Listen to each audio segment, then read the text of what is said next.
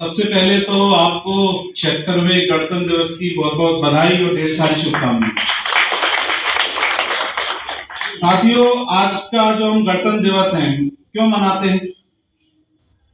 हमारा देश आजाद हुआ था, राइट? उसकी खुशी में मनाते हैं। तो देश तो आजाद हो गया अंग्रेजों से, लेकिन क्या वास्तविक अगर रूप से देखेंगे तो क्या हम आर्थिक रूप से गुलाम नहीं? आर्थिक रूप से गुलाम का मतलब क्या है? हम जीवन तो अच्छा जीना चाहते हैं, मगर जीवन हम समझौते के साथ जी रहे हैं। समझौते का मतलब क्या है? चाहते तो हम फर्स्ट क्लास एसी में सफर करना ट्रेन के अंदर, मगर मजबूरी में हमें जनरल या स्लीपर में सफर करना पड़ता है। आज बहुत सारी गृहिणी महिलाएं, हमने माता शक्ति को देखा, जब ये शॉपिंग करने जाती है ना, तो इन्हें पसंद तो साड़ी आती है 20,000 वाली, मगर लेके आती हैं 500 वाली। यस या नो?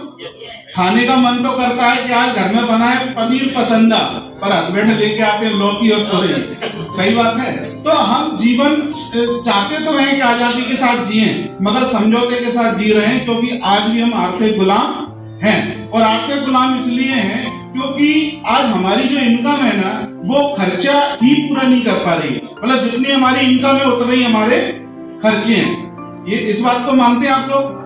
तो इसलिए हमारे बहुत सारे ड्रीम्स हैं जो पूरे नहीं होते। यहाँ पर बहुत सारे लोग बैठे हैं, मैं प्रूव कर दूंगा 90% लोगों के सपने हैं। आप लोगों का सपना है कि आपके पास में भी ज्वेलरी हो गोल्ड की?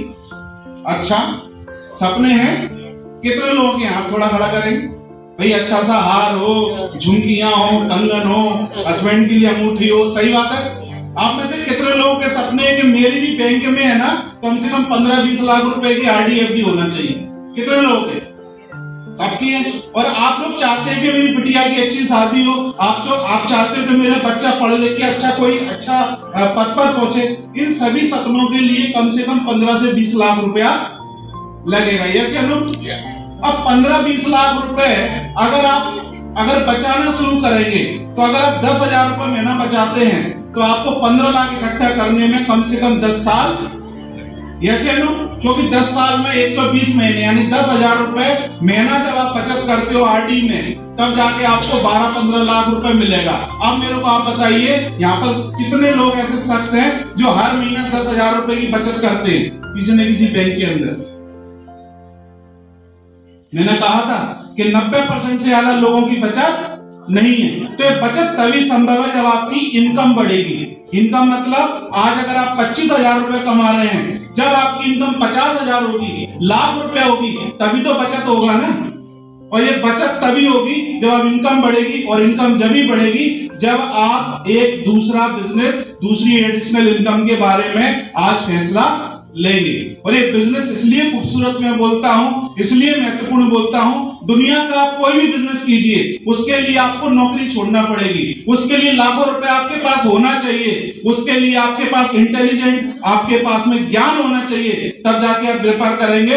मगर धन्यवाद देना चाहूंगा डायरेक्ट सेलिंग बिजनेस का, महिला बिजनेस का। इस बिजनेस को एक स्टूडेंट भी कर सकता है, एक गृहिणी भी कर सकती है, आप पार्ट टाइम भी कर सकते हैं, फुल टाइम भी कर सकते हैं। इन्वेस्टमेंट इसमें लगता नहीं है, लीगल कोई फॉर्मेलिटी नहीं है, दुकान आपको लेना नहीं है।